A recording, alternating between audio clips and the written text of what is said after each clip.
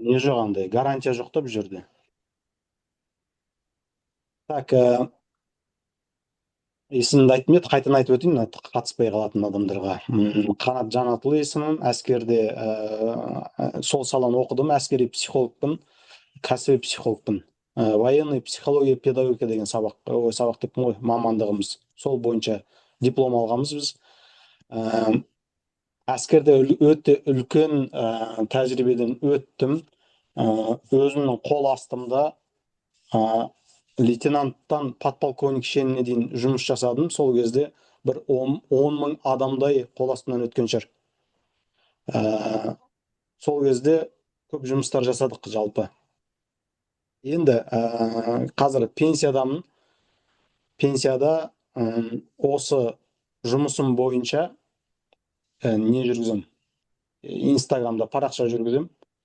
Және екінші қазіргі мамандығым енді әскерден кеткен соң әйелімнің продюсерімін. Жалпы бүгінгі сабақ не туралы? Жалпы ой мынандай ғой, сіздер сабақты болып атқан жақсы сіңіру үшін осы сабақты қойып отырмыз. Тақырыбы ниет. Әр істі бастаған кезде жалпы ниет өте маңызды. Ниетіне қарай берем деген сөз бар, білесіздер ғой. Егер сіздердің ниеттеріңіз қазір ниет бойынша қазір мен қосайын,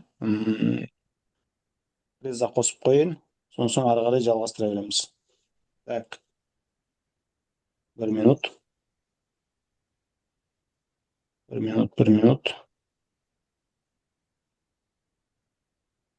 Делиться деген бар.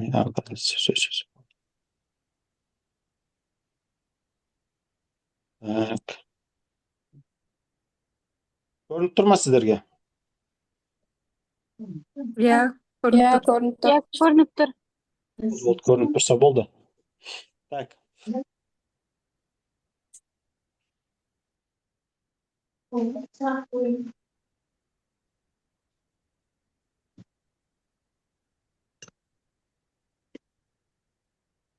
Давайте кіріспе сабақ.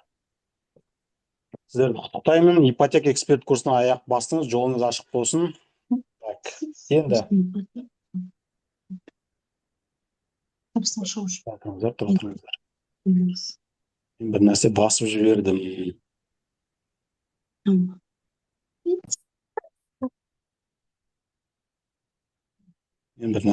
жібердім. Кешірім сұрайын. Рахмет.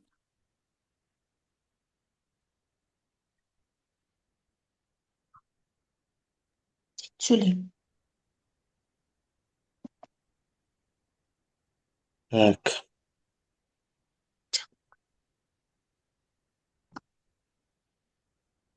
Чего аштырыз өзіңіздің жауап аламын. Кешірім сұрайым. Бір жерім басып қалдым да, сіздерге преза көріп тұр ма? Жоқ, шығып кетті. Презадан шығып кеттік па? Иә, көрсетіп тұрған жоқ. Енді көрініп тұр ма преза? Жоқ. Біз қазір онда қосамыз. Так, кешірім сұраймын.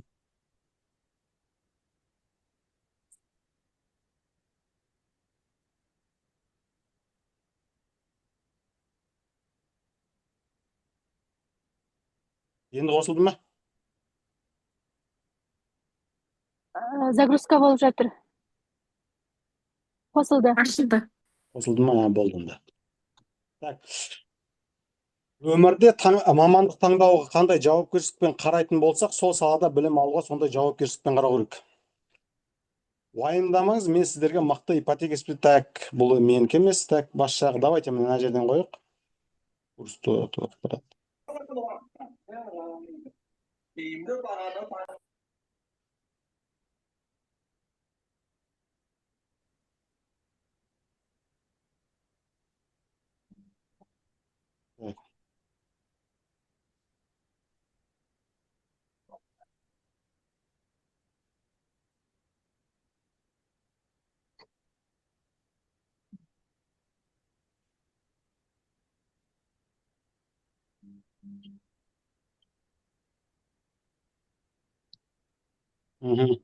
Давайте.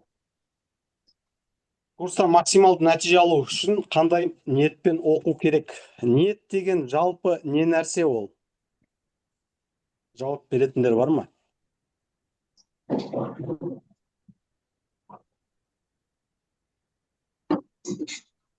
Давайте. Мына жерде жазылып тұр, иә? Ниет деген ол не? Ол бірінші Аллаға, яғни адамдарға пайдалы болу. Содан соң екінші өзіңе. Бізде айтады ғой, мысалы, үй алып беру арқылы адамдарға пайдалы болып, содан соң өзіңнің ризығын табуға, былайша айтқанда, ниет деген. Егер бұл жерде эгоизм болса, тек қана не табам дегенше, ақша табам деген, онда бұл ниет дұрыс емес негізі. Тек қана. Ондықтан ниеттеріміз жөнде болайық. Ең бірінші, давайте ниетті анықтаудың бір техникасы бар, соны жазсаңыздар өздеріңізге бағанағы өздеріңіз үшін ғой бұл. Ниетті анықтаудың бір техника. 7 не үшін техникасы. Бірінші жазыңыздар. Не үшін мен жаңа мамандықты игердім?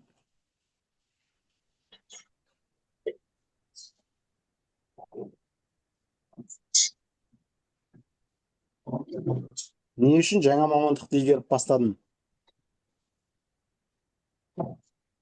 Давайте бір шынайы болайық өз-өзімізбенше. Чтобы ниетіміз жөндеу үшін нақты нәрселерді айтайық. Кім маған осы жерде бір разбор жасауға шыға алады қазір? Бір адам. Бар ма бізде мен дегендер? Мен жасай алам. Ол. Эльвира ханым? Иә. Давайте кірсейік. Чтобы басқаларға пайдалы болайық, 7 не үшін техникасын түсініп жасасын, жарай ма? Давайте. Не үшін сіз осы мамандықты игеруге шешім қабылдадыңыз? Бірінші жазыңыз өзіңіз, сөйтіп жазып қойыңыз нені. Жазған дұрыс та? Жаздыңыз ба? Иә. Енді шынайы жауап беріңіз. Жаныңызда біреу бар ма? Жоқ, ешкім жоқ. Болды, болмаған жақсы ғой. Шынайы болайық просто. Жоқ, апа, отыра беріңіз. Ойланып отырып, ойланбаңыз, иә? Жауап беру керек бұл жерде. Анандай, ешкімге тәуелді болмас. елге красавчик, қазір мен өшіріп тастайын бәрінің анесіне, содан кейін қайтадан өзіңіздікін қосасыз ғой. Дополнительно қай жерде дауыстарды өшіру деген.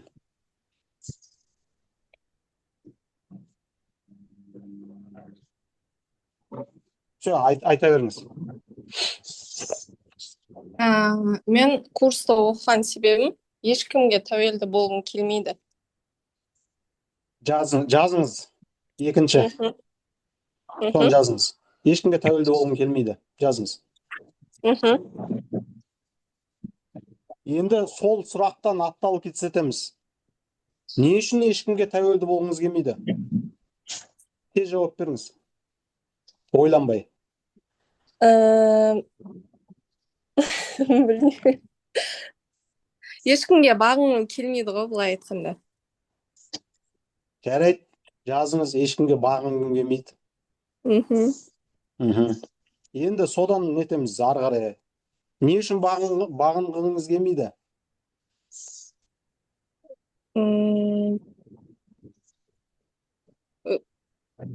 Білмедім. Жоқ, енді сіз айтып тұрсыз ғой оны. Чтобы өзіңізге пайдалы болатындай ғой, сізге пайдалы болады. Бұлшы, қазір разбор. Хорошо. Не үшін бағынғыңыз келмейді?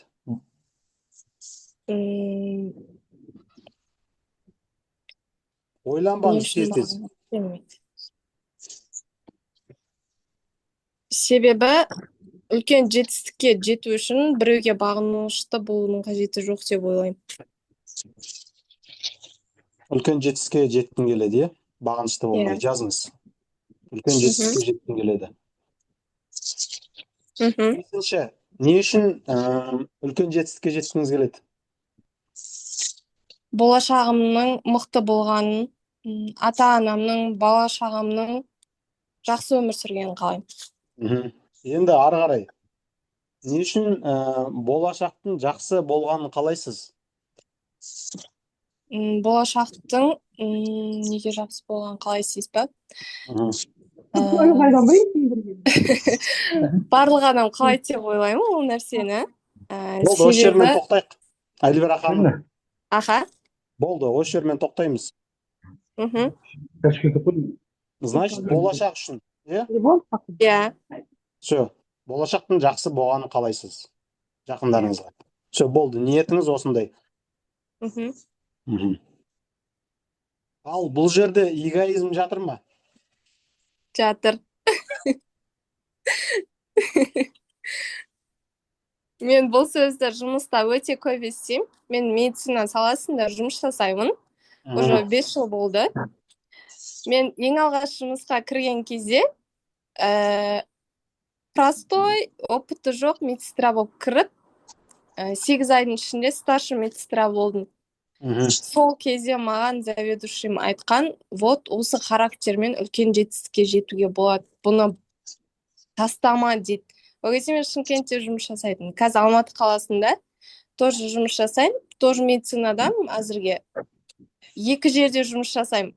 Но сол жақта да постоянно менде конфликт болады. Сол жаңағы ешкімге бағынғым келмейді.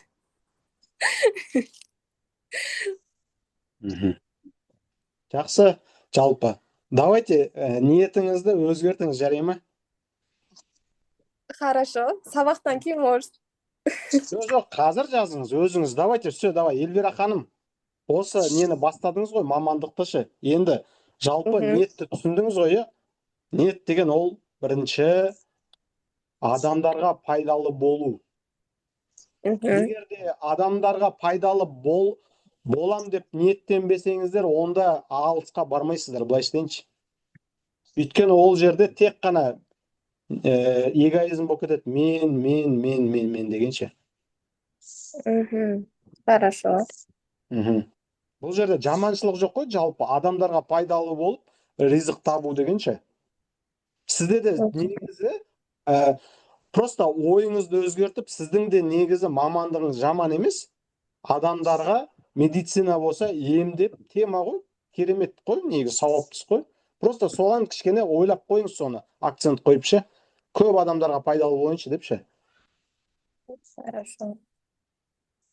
Былай айтады ғой, Алла тағала сенің былай айтқанда крыша болғаныңды қаласаң дейді, онда Алла тағала қалаған нәрсені істесеш дейді ғой. Түсініп жатсыз ба? Просто сіз и так көмектесіп жатсыз да, соны көмектесіп жатырмын деп ойлап жатқан жоқсыз ба? Менше сөйтіп ойлап тұрмын сізге. Мүмкін. Мен кішкене тәкаппарлық қосылған ғой, екеуі бірге. Мен мынандай нәрсе айтайыншы. Әр адам бір осы ниетке байланысты ғой. Әр адам өзінің несінен, жұмысынан мән тапса жақсы да. Мысалы, мешіт салып жатыр дейді да бір жерде құрылысшылар. Соны барып құрылысшыдан сұраған ғой, не істеп жатсың деп. Соң бұл бүйтіп айтыпты. Мен құрылысшымын, кірпіш қалап жатырмын депті, болды. Сіздің неңіз ғой, жалпы ойыңыз ше. Екінші адамнан сұрады, көше сыпырып жүрген. Не істеп жатсың деген ғой? Не жұмыс жасайсың деген ғой? Сол кезде көше сыпыратын айтыпты. Мен адамдар құлап қалмау үшін, жол таза болу үшін, сол үшін көшені сыпырам деп. Көрдіңіз, өзінің жұмысына қандай не қойып отыр, мән беріп жатыр, акцент қойып жатыр ше. Түсіндіңіз ғой, Эльвира ханым? Давайте тағы бір адамды талдап тастайық. Кім бар? Мен деймін. Кім ол? Мөлдір. Мөлдір ханым, давайте. Біріншіден бастап жазасыз ба? Жазыңыз. Мен қазір далада жүремін да.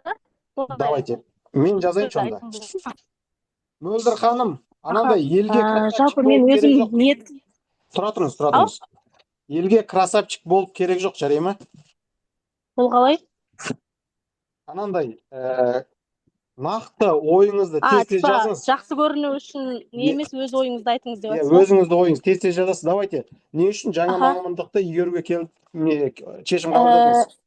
Ниет деген жалпы мақсатқа жету үшін жасалынатын іс-әрекет қой. Адам Жоқ, бірінші жоқ, сізге түсіндірме жұмыстарын айтып жатқан жоқпыз біз. Сізді талдап жатырмыз мына жерде. Жету не мына үшін жұмыс техникасы? мынау келудегі мақсатым негізгі адамдарға пайдамды тигізу, үй әперу, бірінші өзіме үй алу, туысқандарыма, жан жағымдағы үйсіз жүрген адамдарға көмектесу.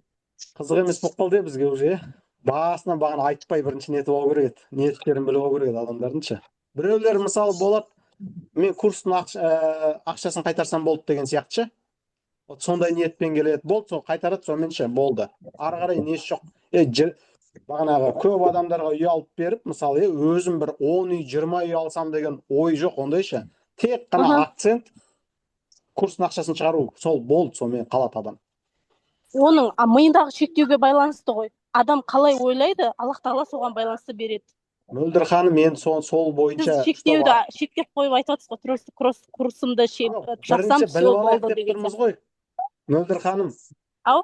Негізі ештеңке айтпай бірінші біліп алу керек еді адамдарды. Иә, бірінші талқылап алып, сосын барып, соңында результатын айтуыңыз керек деген сияқты ма? Давайте. Мөлдір ханым, қазір сөйлесеміз сізбен. Мынаны қараңыз. Мына кісі де, мынау реальный историядан алған менше. Жаңа мамандықты меңгеру үшін дейді, не үшін келдім десе, жаңа мамандықты игеру үшін дейді мына кісі. Жазбасаңыздар болады жалпы. Екінші не үшін? Жақсы табыс табу үшін дейді. Үшінші не үшін? Машина алу үшін дейді. Төртінші не үшін десе, не үшін машина алғың келеді десе, өзімді дәлелдеу үшін дейді. Сонан соң, не үшін өзіңді дәлелдегің келеді десе, мен ештеңе жасай алмайды деп ойлайды дейді елдер. Бұл жерде шындық жазылып тұр да бір адамның.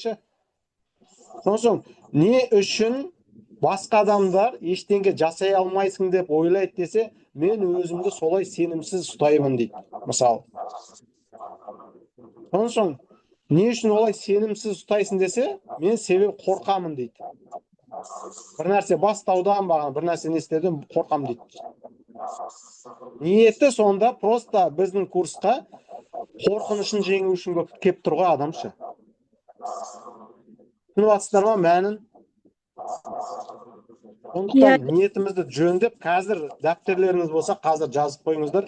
Давайте бәрімізше. Адамдарды сұрауға бола ма? Мысалға біздің ниетімізді кірген уақыттағы ниетіміз қандай? Мысалы дұрыс болмаса, соны қайтадан ниет қойып бастауға болмай ма да?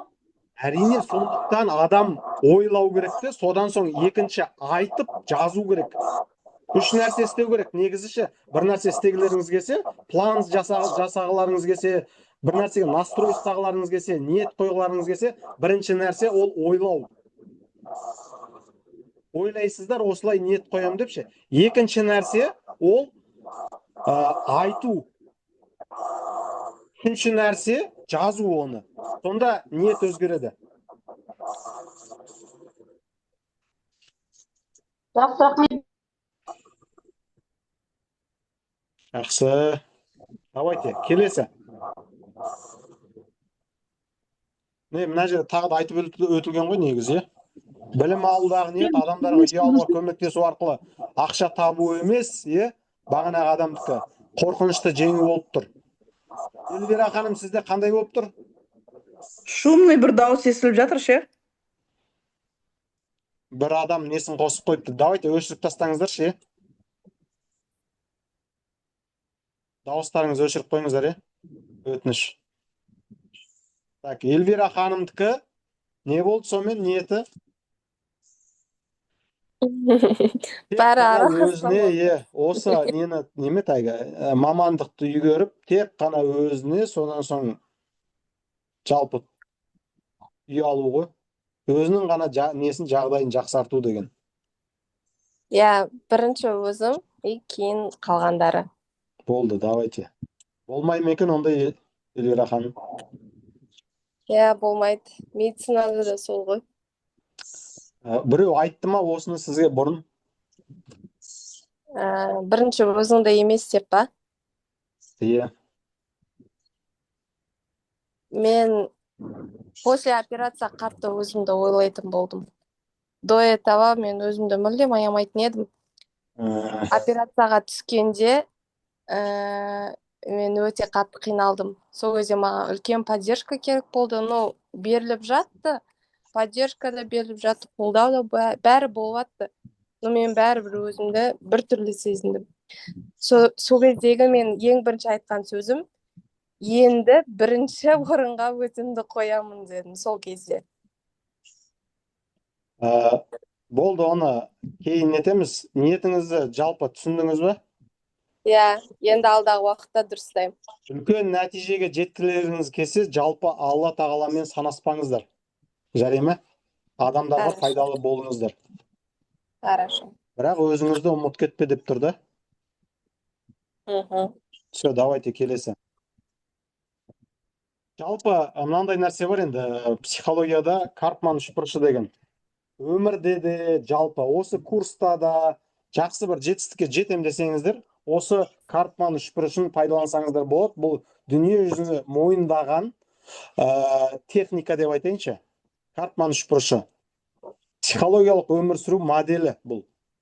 Мұқият тыңдаңыздар. Қанша адам отыр өзі чатта? 23 адам отыр екен. Жақсы. Андай, үшбұрыш сызыңыздаршы. Үшбұрыш. Үшбұрыштың бір жағына жазып қойыңыздар. Жертва депші.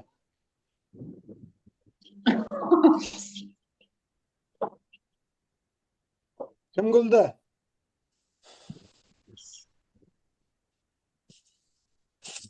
Екінші жағына жазыңыздар. Құтқарушы деп, спасатель.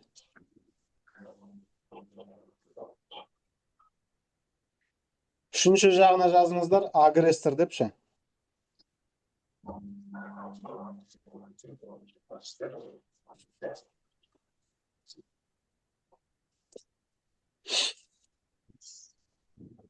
Давайте енді не берейік анандай. Соларға мүмкін өздеріңізді көре бастайсыз ол жерде қазір. Сол үшеуіне определение берген кездеші. Это нормально. Это нормально. Так, жертва. Менің қолымнан келмейді, өзіне сенбейді ол. Маған ешкім көмектеспейді. Нетіп жүреді андай, көмек күтіп жүреді біреуденше. Адамдардан көмек күтіп сөйтіп жүреді. Маған бұл қиын. Оған адамдардың оны аяғаны керек, өмірі жылап, бағана сөйтіп жүреді. Ақша жоқ, анау жоқ, мынау жоқ, денсаулығым жоқ депші. Шағымданып жүреді. Ауруын айтады.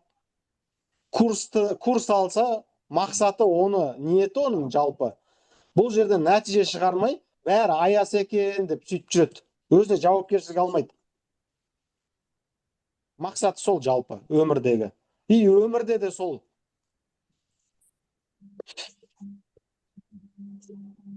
Келесі, құтқарушы. Бұл жалпы Қазақстанның 95% бізде осы қатты әсер еткен, сіздерге осы Карпман үшбұрышын әдейі қойып сіздерге көрсетіп отырмын. Чтобы не то что курста, а өмірде де қолданыңыздар деп жатырмын да. Спасатель. Мен саған көмектесем деп жүгіріп бара береді ғой, любой жерге ше. Біреу қарыз сұраса бере салады. Еще содан кейін ол қарызын ала алмай жүреді. Қарызын алайын десе, өзі кінәлі болып қалады ана жерде ше. Өзін кінәлі сезінеді ол ше. Өйткені ол мықты ғой, абыройлы ғой былай. Қарыз сұраса өзін төмен сезініп қалады. От осындай ше. Өзінде ақша жоқ болса да біреуден алып береді. Или кредит алып береді ше. От сондай адамдар ше. Бұлар жертваларды іздейді ғой, жертваларды іздеп құтқарып жүреді ше бұлар. Сондай. Олар басқалардың оны мойындағаны керек. Подсознание деңгейінде, бейсана деңгейінде. Бұлардың мойындау күтіп тұрады ше. Соң ол анау құтқардың ғой бір-екі рет. Содан соң бір қарамай кетсе, бір амандаспаймыз енді, бір араласпай кетсе бітті. Анау Бұл жертваға түседі ғой одан кейінше. Анау араласпай кетті деп жүретші. Неге араласпайсың деп оны кінәлі сезінгізіп сөйтіп жүреді. Сосын бұл адам жалпы жақындарына қармақ бермейді, тек қана балық береді. Тәуелді қылдырып қояды өзіне. И өмірге бейімсіз қылдырып тастайды. Кәдімгі ана жанындағы адамдар өмірге бейімсіз. Вот сондай қылдырып тастайды ғой. Енді бізде көп мүмкін тиіп кетер сіздерге шек. Бұл айтып отырғандарым жалпы. Но бір адамға жалпы сіз мынандайсыз деп айтып отырған жоқпын. Жалпы біздің қоғамда бар бұл проблемалар. Осы мысал келтірсек, көбінесе бұл жерде мамалар ғой. Үлкен уже бағана 18-де, 20-да, 25-де, балалары, ұлдары деп айтайыншы. И оны осы уақытқа дейін спасать етеді ғой. Осы уақытқа дейін спасать етіп жүреді. Көмектесіп. Ана балада біліп ағын, әбден бейімделіп ағын. Білет, что оны құтқаратынынша. Сонысын артық ақша таппайды ол. Өзіне құрта салады, бір мақсат жоқ. Өйткені спасатель бар, құтқарып тұратын. И ол еще спасатель болған соң управлять етіп отырады оны ше. Вот сондай болады. Так, келесі. Мысалы, неде бар? Жалпы, егер енді қатты айтсам енді кешірім сұраймын. Но бізде мынандай тема бар ғой. Ұлдар мен мамасының сепарациясы қиын болады. Келін әкелу деген бар, үйге алып келеді. Содан соң бір үйде екі қошқардан ғой. Екі еркек бар, бір үйде, бір үйде екі әйел бар, бір кухняда, то есть хозяйка. Сонымен ана проблемалар басталады. Жалпы жарайды, давайте. Темадан ауытқымайық қатты. Так, келесі біздің агрессор. Агрессорлар анандай. Көбінесе лидер адамдар болады. Лидерский качествосы қатты дамығанша. Мені құрметте, анау кінәлі, үкімет кінәлі, сендер міндеттісіңдер, бағанағы. Немесе бүйтеді. Кез келген мәселеде өзін басқаларды кінәлап жүреді ол. Тек қана жаман нәрселерді байқап жүреді ғой бұл адамдарша. Тек қана жаман нәрселерді байқап жүреді сондай адамдар. И кейбір адамдар мынандай болады. Біресе агрессорға барады, біресе немен барады. Біресе спасатель болып кетеді, біресе жертва болып қалады. Осы үш бұрыштың ішінде жүреді ғой өмір бақи. Түсінікті ғой, Жалпы курсқа келген соң мына үш бұрышта болмай өздеріңіз адам әр қашанда өзіне жауапкершілік алып, кіріссе нәтиже көрсетеді. Өмірде де сондай, айтам ғой, өмірде қолдану керек деп. Өмірде де сондай, адам жауапкершілік алса, онда ол нәтиже көрсетеді. Любой салада. Сөйтіп айтайыншы. Сонсың мынандай жағдай бар. Жазып қойсаңыздар болады жалпы. Радғат сүресі деген бар. 11-ші аятта былай жазылған екен. Адам өзі өзгермейінше Алла тағала оның өмірін өзгертпейді деген бар.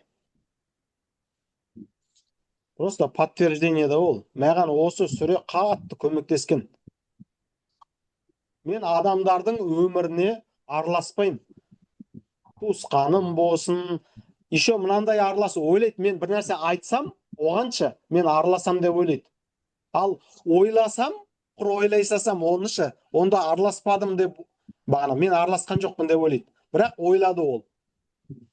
Көрдіңіздер ме? Өткенде бір әйел келді, жалпы неге, немет ана, консультацияға, сол өзде мынандай жағдай болды. Өзінің 3 баласы бар, отбасы бар, өзі бөлек тұрады, бірақ бауыры бар екен, әйелімен, ана несімен, әке-шешесімен тұратын бауыры. Әйелі бар, кішкентай балалары бар, қысқасы. Бірақ сол үйге барған кезде, ана үйде шашылып жатқанын көреді, төсектер жиналмай жатқанын көреді, соны айтып кетеді екен.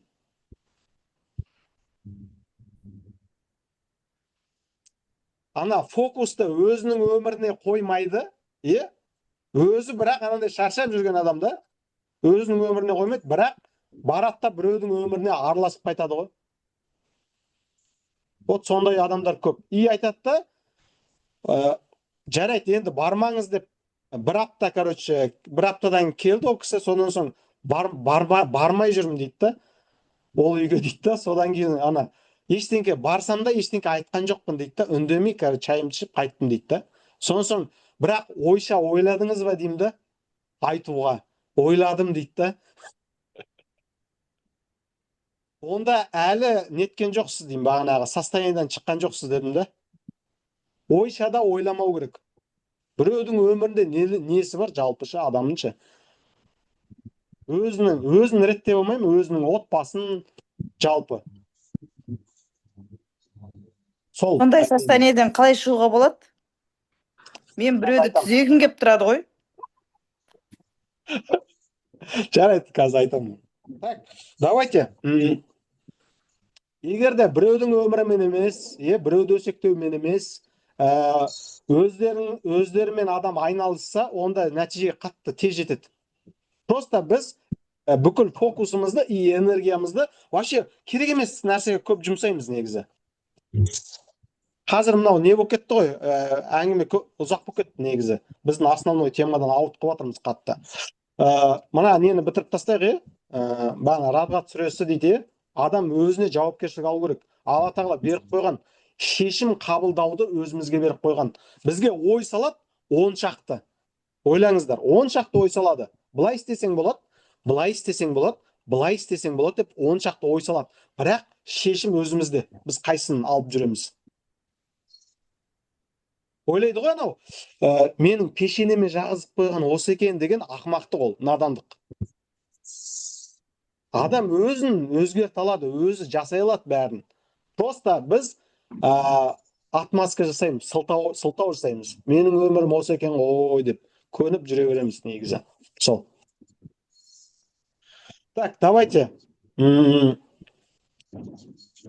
Енді бұл состояниеда болмау керек. Бұл состояниеда, бұл үш жағдайда да шығыңыз, өз өміріңіздің авторы болыңыз. Жазып қойыңыздар, автор болу, өз өміріңнің. Автор болу деген не ол? Ол жауапкершілік алу өзіңнің өміріңе.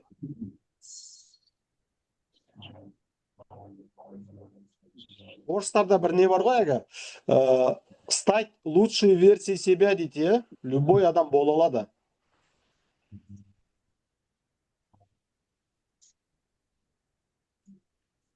Тем более 21-ші ғасыр қазір барлық ақпарат телефоныңда ғой, қосасын, мынаны істеу үшін не істеймін депші, қосасын, барлық мотивация, не керек, бәрін беріп тұратшы. Айналайын істеші дейді ғой.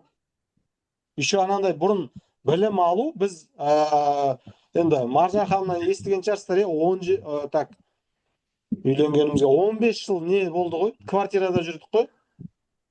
Оның 13 жылын квартирада жүрген адамдарымыз ғой. Сонда элементарный ол замандарда мынандай курс, білім алу деген не болмаған ғой. Қалай айтсам болады? Возможностьтар өте аз болғанда. Или біз ақымақ болдық па білмеймін негізі. Но жүре беріппіз ғой. Білім алмай. Ал қазіргі заманда енді білім алып, возможностьтың бәрін пайдаланбасаң, енді таза онда недандай бір ақымақтықта ол. Өз өміріңді өзгертуге жалпы. Давайте ары қарай кірісейік енді. Енді давайте мына екінші осы бірінші тақырыпты талдадық, ниетті, екінші Карпман үшбұрышын талдадық. Міне үшінші бөлімге келдік біз қазір.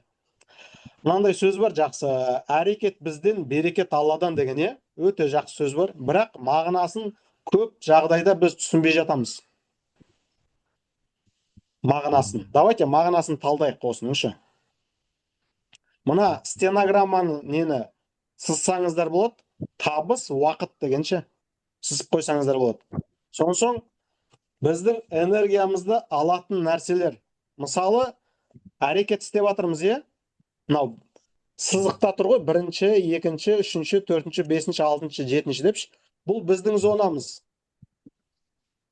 Біздің әрекетіміздің зонасы бұл. Но біз қайтеміз? Алланың зонасына кіріп кете береміз ғой, болашақты қайта осы істеп атқаным дұрыс па депші. Қайта сығалай береміз да. Ойлаңыз, сіз үйде отырсыз да, бірақ біреу есіктен бар ғой, сіздің кіреберіс есіктен өстіп сығалай береді де, қайта-қайташы. Қарап, басын шығарады да, өстіп ары бері қарайды да, қайтадан жауып қояды. Минут сайын, или там сағат сайын болсын, жарайды, сағат сайын емес, күніне бір рет бар ғой, бір адам келеді де, ойлаңызшы, есігіңізді ашады да, басын кіргізеді де, өстіп қарайды да, жабады да, кетіп қалады, қайта. Сізге приятно бола ма? Эльвира ханым.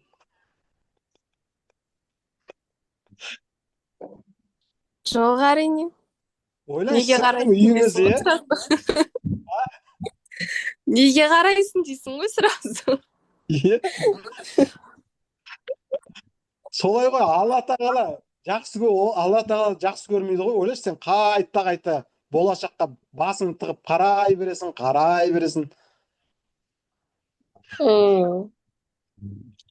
Еще оған бар ғой, фокусың кетеді, энергияң кетеді ғой. Сен фокусың мен энергияңды әрекет деген жер бар ғой, сол жерге қою керексің да. Былайша айтқанда, өзіңнің процеске не істеп жатсың, соған жұмысқа көп көңіл бөлсең, ол нәтижесін береді Алла тағала. Түсінікті ғой осы жағдай, әрекетке берекет дейді. Бірақ жалпы оны түсінбейді. Міне түсіндірмесі осы. Так, Зәуре ханым, давайте, қосылып тұр ғой сіздікі, сіздің бетіңізді көрмедім. Зәуре ханым, барсыз ба?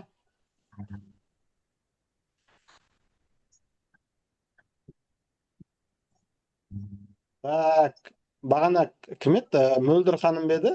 Далада жүрген? Бар ма? Сәлеметсіздер. Мөлдір ханым, Меруерт ханым беді? Иә, мен бірдім. Мөлдір ханым, мынау түсінікті ма сізге? Қаншалық түсінікті? Бір нәрсе айтып кете аласыз ба осы бойынша?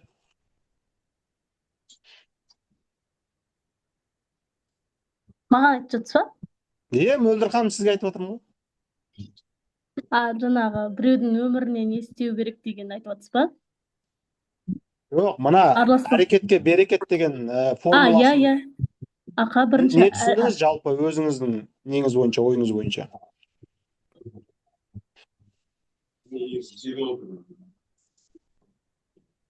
Түсінген бойынша адам әрекет жасау керек, нақты мақсат қою керек, сол әрекетке жұмыс істеу керек. Жай ғана ойлап қойып отыра бермей. Енді Мөлдір ханым, сіз қатты түсінбедіңіз ғой деймін. Қараңыз, мынаны қараңызшы, міне сенің зонаң деп тұр ғой. Ол жерде мысалы мына бірінші деген ол сіздердің шешімдеріңіз, Сіздер қазір ипотека курсына келіп отырсыздар. Бірінші мынау бір деген. Екінші, ниетті жөндеп алдық қазірше. Осы сабақта отырып, мүмкін кейбіреулер түсінбей жатқан шығар, содан кейін біз ниетті қазір қойып отырмыз, Үшінші, не ол? Үшінші, осы курсты оқу ғой жалпы.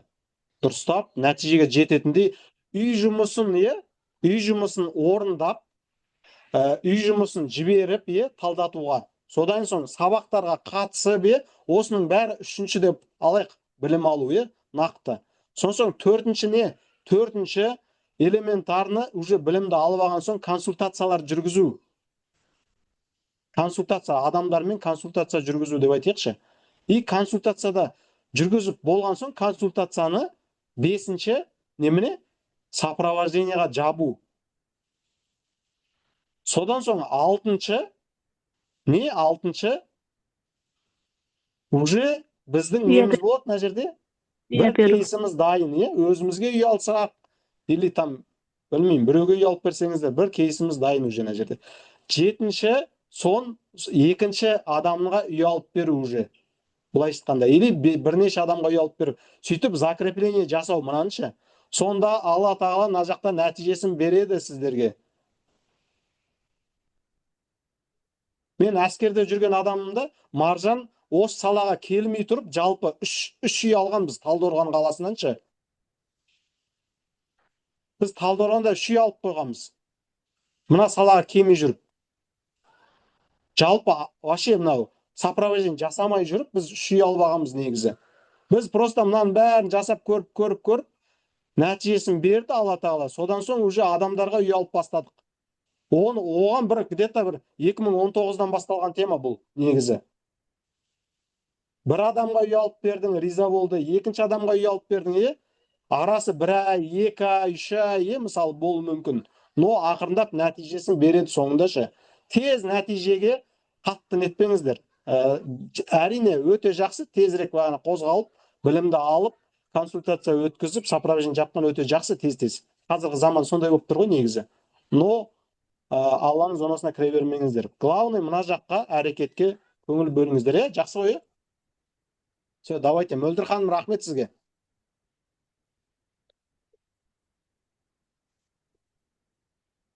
Так.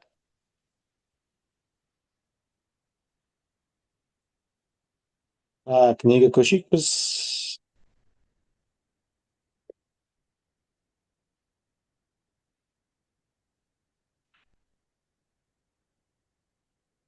Давайте.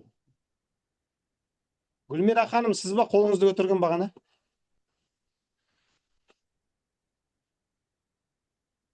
Мен сөйлейінші деп Ләззат ханым ба? Иә, Ләззат. Давайте, Ләззат ханым, жалпы не түсіндіңіз сабақтан? Қай жері сізге өтті? Қандай ғой? 1 минут қазір айтып өтейін, жалпы пікір алмасуға тырысыңыздар, сөйлеуге тырысыңыздар. Любой сабақта, бұл тек қана менің сабағымда емес, басқа жерде де негізі білім алып атсаңыздар, сөйлеуге тырысыңыздар. Өйткені бұл қайталау, закрепление деген сөз ғой. Давайте. Мен де қазір мынандай состояниеде жүрмін да. Мына курсты алған кезде бір шабыттанып, күшті алдым. Мен ниетім де болады, жақсы, бірақ жаман емес, әркімге. Бірақ кейбір нәрселер түсінбей қалдым да, курстың ішінде. Содан кішкене желаниям деймі, оқуға деген құштарлығым кішкене өшіп қалғандай сезініп жатырмын да. Қазір өзім мұғаліммін, отпускта жүрмін ғой, демалып. Сөйтіп анда-мында демалысқа шығып кетіп жатырмын, фокус қоя алмай жатырмын. Сол қалай фокусты жөндесек, осындай типа жиі осындай мотивациялық видеолар көбірек болып тұрса деген ғой арасында. Демалыс кезі болғаннан кейін бе өзім расслабиться етіп жүрмін да қазірші, ештеңе қарамай, тек қана демалып, солай болып кетті соңғы кездері. Соңғы 1 аптам солай болып өтіп жатыр. Үй жұмысын жоқпын, мысалы үшін. Соны орындағым келеді, бірақ жеңе алмай жатырмын, өз-өзімді жеңе алмай жатырмыншы. Жалпы мынандай ғой, негізі сабақ туралы айтуымыз керек қазірше. Иә. Оны давайте мен артына нет қойын, жазып қойын, Жақсы. Сосын ниет туралы да айтып өтейік. Мен негізі бұл қалаға келуімнен мақсат, май айынан бері қарастырып жүрміз, екінші үйімізді кішкене енді. Мен өзім шаңырақ бағдарламасымен 2022-де үй алғам, 5%-ық қаз концепция деп аталатын.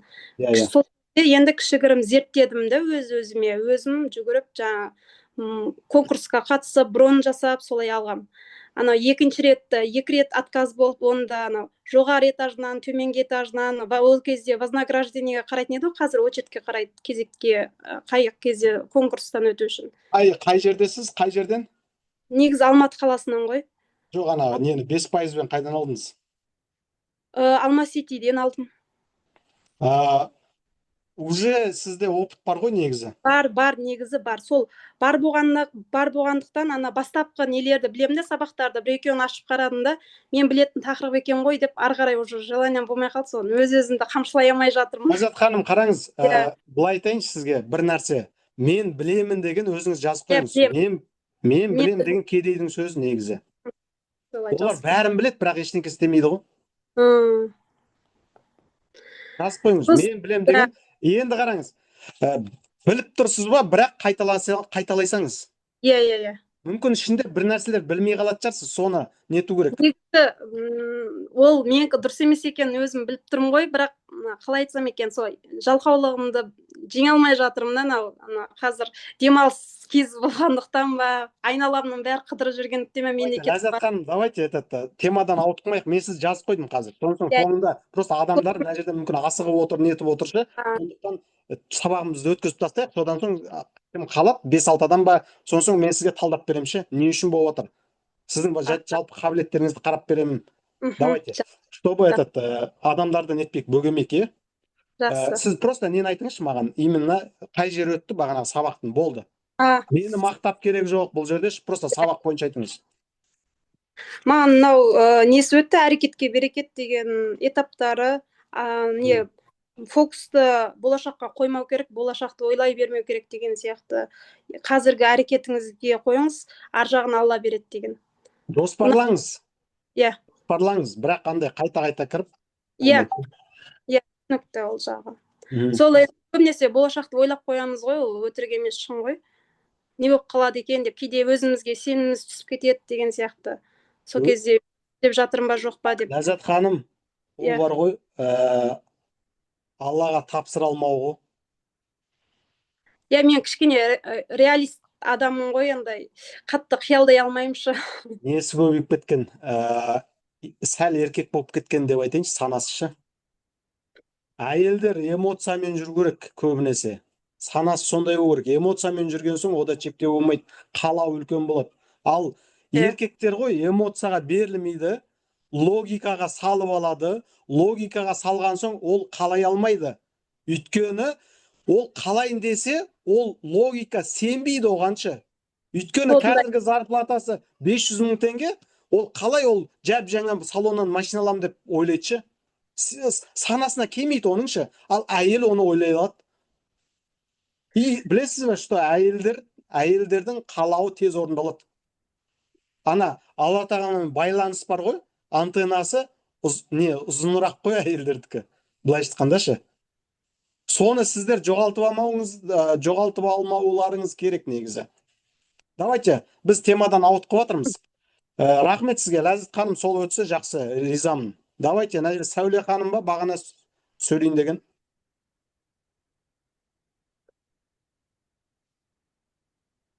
Сәуле ханым.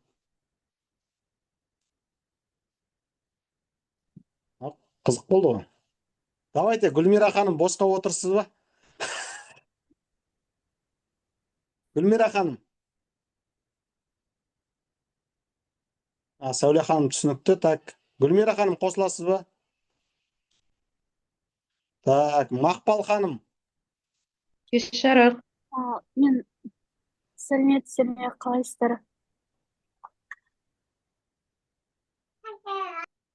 Маған бүгінгі жаңа ниет туралы айттыңыз ғой, сол қатты ұнады. Потому что мысалы мен ниетім басында ойлағам, көбірек ақша тапсам, бірінші орында баламды емдесем, сосын жағдайын жасасам, қарыздан шықсам деген сияқты ойлар болды да. И негізгі жаңағы адамдарға көмектесу, олар үйлі болса, кәдімгі шынымен де шын жүректен қуанады ғой, кәдімгі қуаныш. И уже сен бір адамға көмектесіп жатсың деген сияқты. Осы ой маған қатты ұнады да, ниетіңді өзгерт, адамдарға көмектесу керек деген нәрсе осы қатты өтті. Сосын жаңағы жертва состояниясынан шығу керек деген. То, что мен білмеймін, қолымнан келмейді деген сияқты. Жертва состояниясына кіріп алып, маған біреу көмектесу керек деген сияқты. Совет қаншыққа естіліп тұр ма? Естіліп тұр. Иә, осы состояниядан шығу керек деген қатты өтті. Өйткені мен сабақ барысында да мысалы оқып отырмын, видеоларды қарап отырмын ғой, и кейбір моменттер дұрыс түсінбеймін да. Маған біреу көмектесу керек, мында бухгалтердің көмегі керек деген сияқты ойлар пайда болады да. И жертва состояниясына кіріп кетемін, мен қолымнан келмей ма деген сияқты бір ойлар пайда болады бізде. Қалған барлығы түсінікті, өте қатты ұнады. Бүгінгі сабақ жақсы болып жатыр. Рахмет сізге. Рахмет, Мақпал ханым. Қараңыз, мынандай ғой, Мақпал ханым, түсініп тұрғаным мынандай, адамдар мені кім ойлайды дейді ғой. Ол жерде бүйтіп айтып жатқан жоқ қой. Тек қана адамдарға көмектес болды деп ше. Ол жерде бүйтіп айтып жатыр ғой ниетте. Адамдарға көмектес, өзіңе де пайдалы болады ғой дегенше. Көрдіңіз бе? Жақсы, рахмет. Сол ұнады. Рахмет. Жақсы, давайте там. Гүлмира ханым, біресе қосыласыз, біресе шығып кетесіз, давайте. Бар ма Гүлмира ханым? Так, кім мынау? Бағана кім қосылды? Біреу сөйледі ғой бағана. Бір адам сөйледі, сонымен. Гүлнұр ханым, сіз ғой деймін, Гүлнұр ханым. Мен сөйлеген едім. Бүгінгі сабақ менде өзім түсінгенім, оказывается, менде туыстарыма, таныстарыма өзімді дәлелдегім келеді екен, ниетім дұрыс емес екен. Екіншіден, тек қана адам өзінің өмірмен ғана айналысу керек. Әр нәрсеге энергиясын, өзінің уақытын құртпай. Үшіншіден, нәтиже қалай болады деп бас қатырмай, әрекет жасау керек. Мен түсінгенім сол. Жақсы, Гүлнұр ханым, бір күшті нәрсе айтайын ба сізге, жазып алсаңыз болады. Иә. Дәлелдеу деген бар ғой. Мысалы, біреуге бір нәрсе дәлелдеу, ол түбі тәкаппарлыққа әкеледі. Өйткені сіз ол адамды мен өсіп кетіп, мен дәлелдеу дегенде де өсу ғой, өзіңді өсіру, бір нәрседе, бір салада ма, білмеймін, машина алу ма, анаған көрсету, сол кезде не жатыр? Адамды төмен ұстау ғой. Иә. Мен өзім жоғары болсам, адам төмен болса екен. Ол дәлелдеу деген тәкаппарлық тазашы. Сондықтан жақсы, Гүлнұр ханым, сабақ сізге ұнағанына ризамын. Жалпы түсінгеніңізге ризамын. Давайте соңғы бір не берейін сіздерге ше. Кешіріңіз, мен бір сұрақ қойсам болады ма? Мен бір сұрақ қойсам болады ма? Кешіріңіз. Сосын мына жерде айтып жатыр да, өзіңді ойламау керек, бірінші өзгені ойлау керек деген сияқты. Мен оған келіспеймін ше, өзіңді ойламау керек, наоборот, өзіңді ойлау керек. Мен бұл сабақ барлық адам бірінші өзін ойлау керек. Басқаның барлығын ойлай беріп, басқалардың бәрін ойлай берсе, энергиям таусылады ғой. Жаңа бірінші өзімді емес, басқаларды ойлау керек. Жоқ, бірінші наоборот, өзіңді ойлау керек. Сен ниет етіп келдің, өзіме үй алам деп. Бірінші өзіңнің арман мақсатың орында, потом барып қалғандарға көмектес. Солай деп не аламын. Мөлдір ханым, жалпы бүйтіп айтайыншы сіз. Мен жоқ, басқаны ойлау керек дегенге келіспеймін дегенім ғой. Келіспей қойыңыз, жалпы өзіңіздің ойыңыз ғой.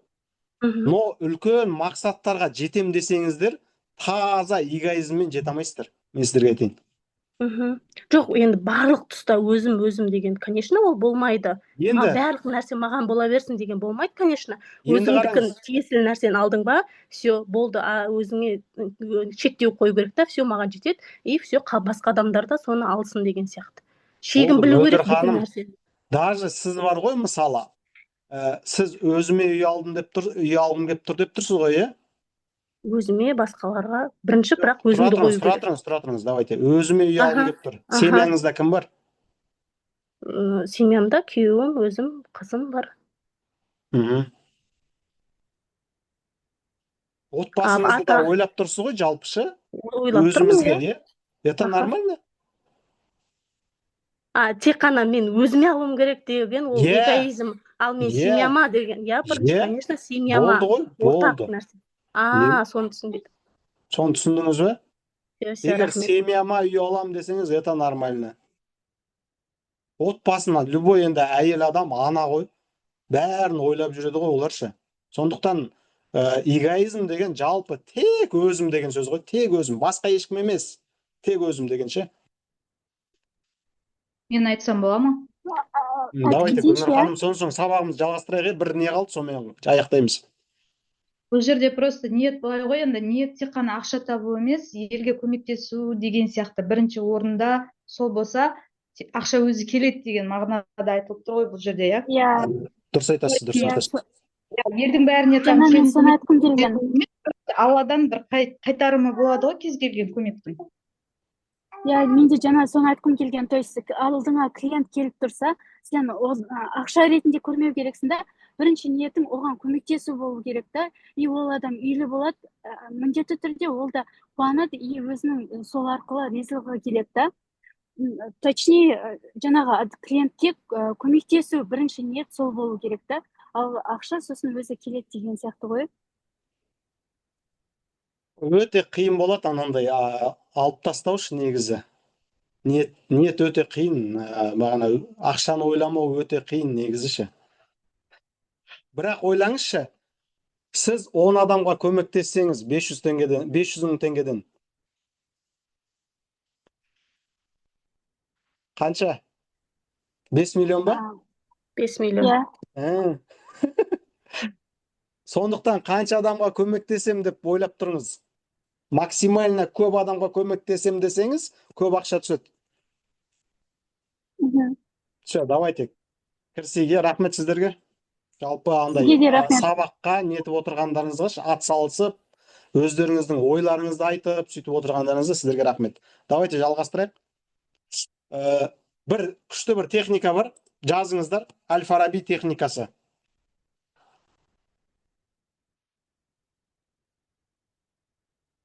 Бұл техниканы мен шығардым деп айтайын. Негізі ол велосипед ойлап табылған негізі. Просто мен бағанағы әскерде психологиямен жүрдім. Ол жерде көп адамдарға сабақ бердім психологиядан. Сол кезде осындай ой келген негізі. Бұл неге техникаға бір 5 жыл болып қалды. Бірақ жақсы нәтижесін көрсетіп жатыр. Не үшін мен Аль-Фараби техникасы деп атадым? Чтобы сіздерге курс жақсы сіңу үшінші. Қараңыздар, Аль-Фараби атамызды кім білмейді, айтыңыздаршы. Бар ма? Білмеймін мен ондай адам дегенше. Бәрі біледі ол кісіні. Ол кісі қазақ, жалпы қазақ, қырғыз, өзбек деп қатты бөлінбеген кезде, ол кісі 10-шы ғасырлар көлемінде, 10-шы ғасырларда қойдым. Сол кезде өмір сүрген кісі, жалпы түбі ол кісі түрк. Түрк дегендер білесіздер ғой, бәріміздің общий атамыз. Түріктер заманында бұл кісі Отырар деген біздің қалада, Отырар деген қалада өмір сүрген бұл кісі. Әл-Фараби деген ағылшынша деп арабша, сол Отырардың аты Фараб деген қала болған ғой. И бағанаға Әл-Фараби дейміз біз ол кісіні. Фамилиясы сияқты ғой. Енді бұл кісі не үшін қалай ол кісі екінші ұстаз әлемде деп атала бастады? Өздеріңіз Инстаграм бағана неден Гуглдан терсеңіздер, екінші ұстаз деп жазсаңыздар, бірден Аль-Фараби деп шығады. Не үшін ол кісі қалай жалпы екінші ұстаз болды? Білесіздер ме? Кім айта алады осыны? Қалай, не үшін мойындады ол кісіні? Техникасы осы кісіден негізі мен алып отырғанша. Гуглға жазыңыздар, Аль-Фараби техникасы деп, вообще шықпайды. Жоқ ондай. Ол өзінің саласын түсінген ба, жаңағыны, өзінің несін іздеген да? Қай несін, неде, солай ма? Өзінің саласын іздеген кісі ма, солай. Өз саласын тапқан кезде солай, әлем мойындаған сияқты ма? Аристотель шәкірт болмай ма? Аристотельдің шәкірті математика, астрономияны зерттеп. Аристотельге барып оқымаған арасы қанша ғасыр олардың туып өлген? 20 ғасыр ма, сондай ғой? Білмеймін әйтеуір. 15 ғасыр арасы. Аль-Фараби ілім ғылымды тереңнен зерттеген, соны ашып, келесі ұрпаққа қалдырған кісі ғой. Жаңағы кітапқа жазып, нелерді қалдырған бүкіл ғылымдарды. Жақын айтып атсыз, давайте. Не үшін екінші ұстаз болды ол кісі? Қалай не екінші ұстаз болып кетті ол кісі?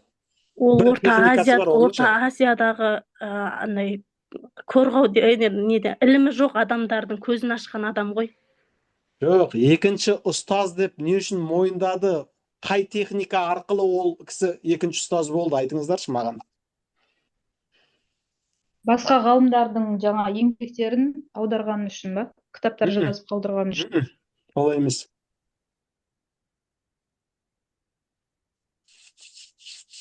Білмейді екен, қандай техникасы екен. Бәріміз мектепте оқыдық, соны мектепте айтатын постоянно ше. тәрбиесіз берілген білім адамзаттың қас жауы деп. Жоқ. Ол қате ма?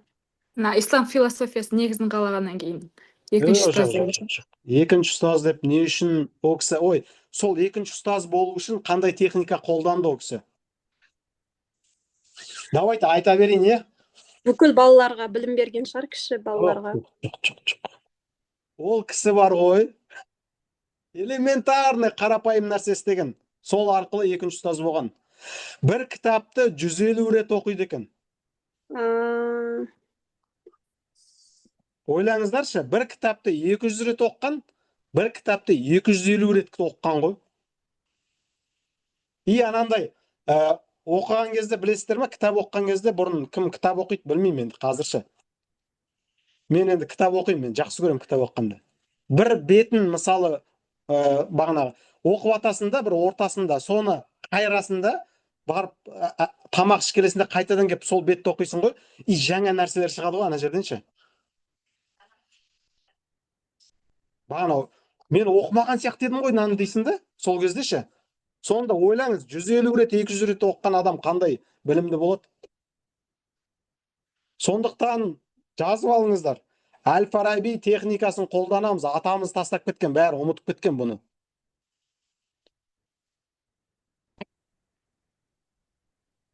Не істейміз? Zoom сабақ па, қайталап көреміз. 5 рет көр, 10 рет көр, не мешать етіп жатыр. Алда ана платформадағы сабақ па, көр қайтадан айналдырып ше, түсінбеген жерлеріңді. Консультация өткізіп жатсың ба, қорықпа. Қай жерін түсінбей қалдың, ана адам сұрақ қойған кезде жазып ал өзіңе. Сосын платформаға кірді, қайтадан сол жерін қайталап көр.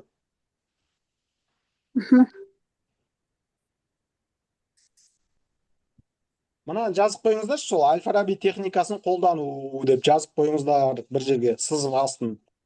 Сосын мынандай бір мақалды жазыңыздар, мен жақсы көрем. Қарапайым нәрселер дейді да. Қарапайым нәрселер, қарапайым емес нәтижелер береді дейді. Сөздің астарын қараңыздар, қанша мағына жатыр. Қарапайымдылық деген қайталау ғой. Мына жерде Сәуле ханым жазып қойып, повторим мать учения деп, дұрыс айтасыз. Орыстар да айтады оны ше, жалпы өзіміздің қазағымыздан 10 ғасыр бұрын өмір сүрген ғой біздің атамыз Әл-Фараби. Сол кісінің техникасын просто алып қолдану керек болды. Біз өзіміз жаңартуымыз керек, өзімізде бар нәрселерді ше. Яғни мектепте айтады ғой, қайталаңдар, ол өтпейді қайталаңдар дегенше. Әл-Фараби техникасын қолданыңдар десе, осының бәрін түсіндіріп адамдарға ше, не үшін екінші ұстаз болды ол деп дұрыстап түсіндірсең, олар түсінеді. Әйтпесе банальный болып кеткен ғой, қайталаңдар.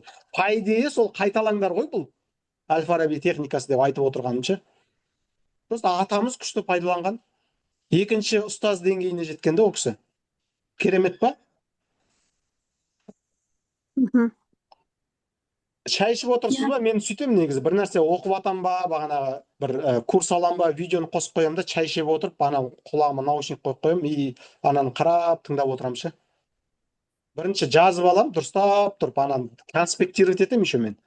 Чтобы миға жақсы сіңу үшін негізі 3 нәрсе жасау керек, айттым ғой, бірінші ойлау керек, ойлау деген ананың айтып атқанын тыңдау керек қой. Екіншісі соны жазу керек. Үшіншісі аласыз да соны консультацияда или осы жерде пікіріңізді айтасыз. Сол кезде закрепление болады. Сұрақ қоясыз зумда отырған кезде. Осы 3 нәрсені жасау керек, элементарный. Қарапайым нәрселер ғой. И мен чатта отырмын негізі ше, байқасам вообще сұрақ қоймайсыздар ғой, неге?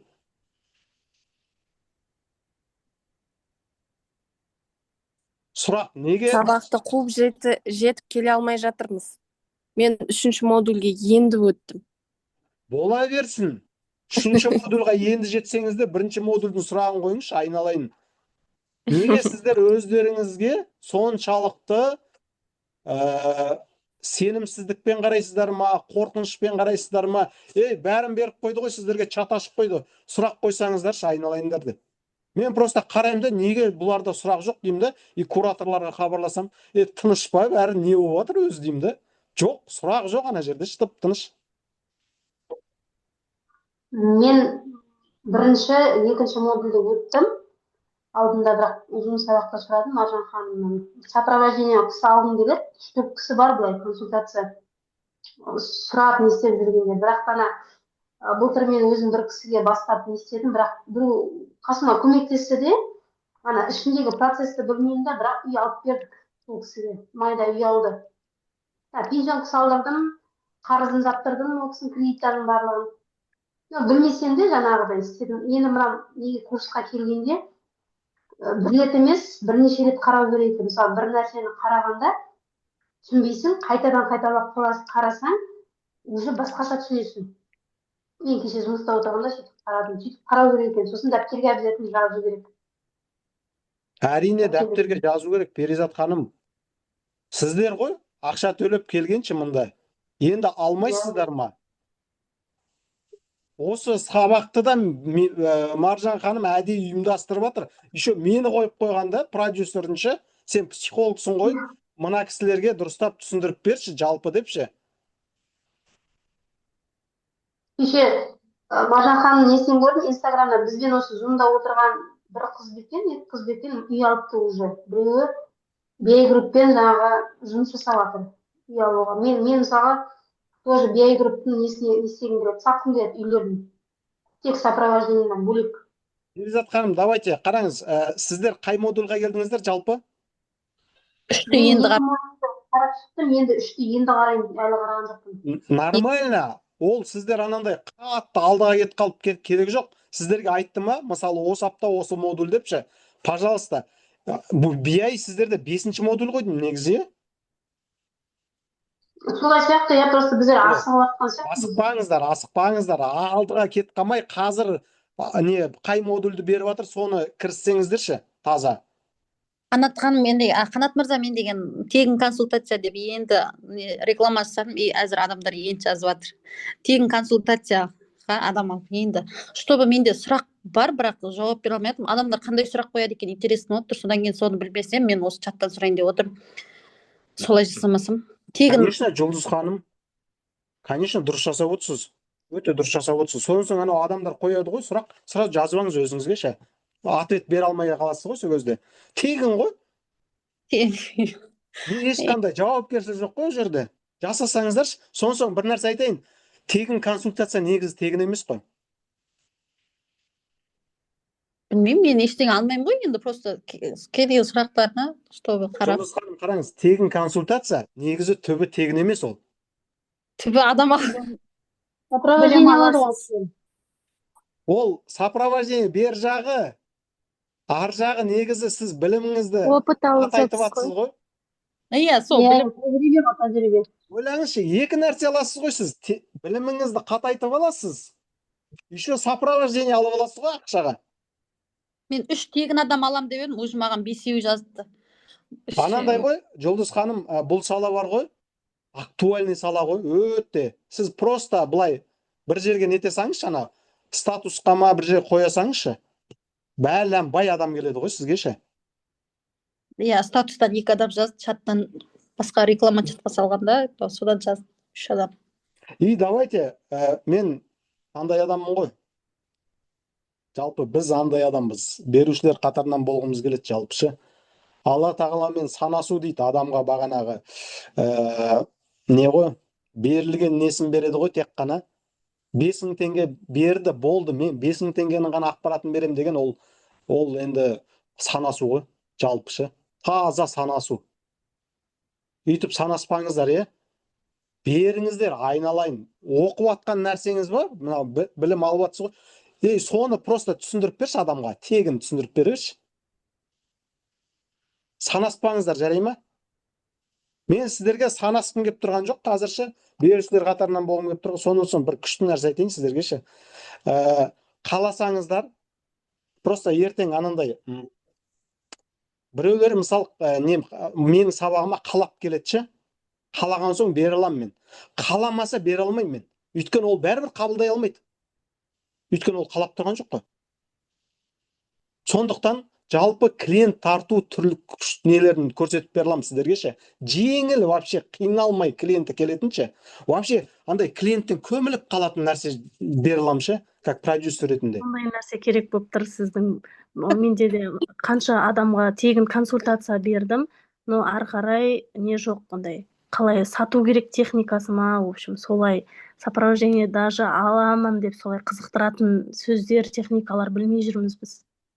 Мен мысалы үшін өзім сондай тегін консультация айтам, осындай болады сізге болмайды деген историясын қарап, и дальше уже жарайды дейді дағын кетеді, все жазбайды. Солай менде уже өзімнің контактный нелеріме, друзьялар солайын бәріне туыстарға айттым. И ары қарай я дейді де қойып. Мөлдір ханым, бір минут. Давайте, осымен сабағымыз бітті. Біздіңше негізгі сабағымыз. Бұны кішкене бір 5-10 минут сұрақтарыңызға жауап беріп отырылам. Нелерді бағана асығып тұрған адамдар болса, жалпы нетейік, босатайық сабақтан, жарай ма? Осымен сабағымыз бітті. Так, давайте, кім бар мына жерде сөйлей алатын, тағы сөйлемеген адамдарды қояқ. Мына жерде кім? iPhone деген кім? Давайте. Мен сөйлеген. iPhone бар кісі. iPhone бар қыз күліп отырған. Мен Жұлдыз ғой, атым шықпай тұр ма? Жоқ, Жұлдыз ханым сіздікі шығып тұр. Күліп отыр мына жерде. Айтыңыз. Сабақ бойынша не түсіндіңіз? Құлағына наушник салып алған қыз сияқты. Естілмей тұр. Наушник естілмей тұр. iPhone мақпал, iPhone дейді просто. Давай, Перизат ханым, давайте сіз сөйлеңізші. Мен тағы бір сұрақ қойайын дедім, мына бізге чатқа жіберді ғой. Жалпы сабақ бойынша айтайық, сонымен соң адамдар жіберейік. Осы сабақ бойынша ма? Осы сабақта түсінгенім енді ниетті дұрыстау керек, любой нәрсе жасайтын болса адам деген ең бастысы ниет дұрыс болса, сосын жаңағы сіз айтып кеттіңіз ғой. Мен бұрын результат дейтін, результат емес, негізі процесс работайды, жаңағыдай не істеу керек. Көбірек көңіл бөліп соны жасаса, результат по-любому болады.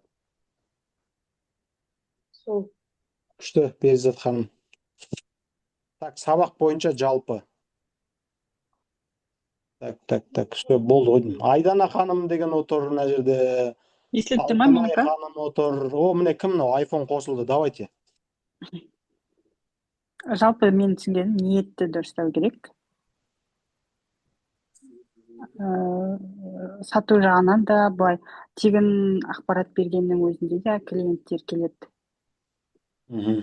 Мысалы, консультация жасаймыз ғой, мысалы, тегін деп айтамыз, если ұнап жатқан жағдайда, мысалы, ұнатып қалған жағдайда, если сіздің түсіндіргеніңіз, мысалы айтқанда, түсіндіргеніңіз ұнап жатса, ол адам сопровождение алуы мүмкін.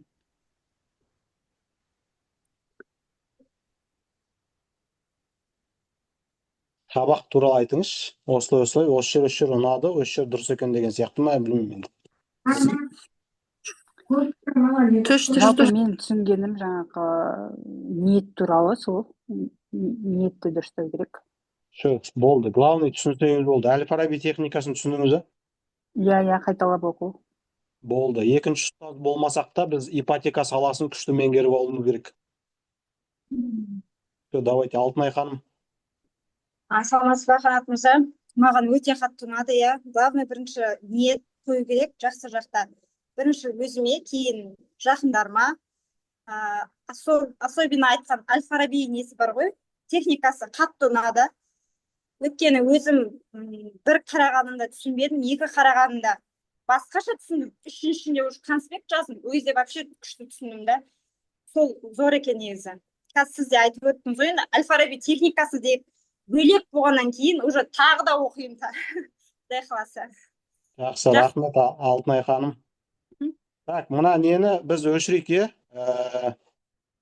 записьті өшіріп тастайын мен. Так.